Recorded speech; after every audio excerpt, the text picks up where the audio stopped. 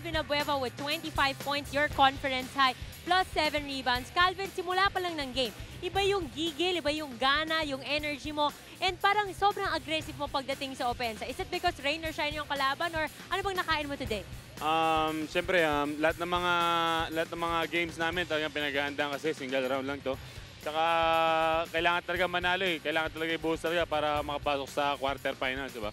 Kaya talagang bigay sa amin ni Coach na, sige, trabaho lang kayo. Talagang ano lang, laro niyo lang yung laro natin, yung Alaska team talaga. Now, sa game na to, pinakita nyo rin kung gaano kayo ka-focus. Kahit pag gaano kalaki na yung kalamangan, eh hindi kayo tumigil hanggang the job is done already. Is this a sign na natuto na talaga kayo from last conference? Hindi naman. Talagang nilaro talaga namin. Talagang binigay namin talaga yung laro namin. Talagang less turnover. Talagang execute talaga lahat ng mga ginagawa namin ngayon para makapoints kami na madali sa kanila.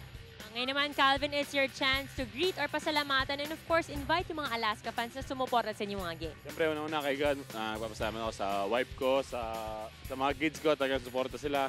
Yung mga fans ko na taga-Alaska, sila yung mga sumusuporta sa akin, mga taga-Pampanga, si Vice Gob, Atty. Chua, yung mga taga-sumusuporta, si Boss Danny, Carly D, andyan sila, nakasuporta sa akin. Thank you very much, Calvin. Congratulations.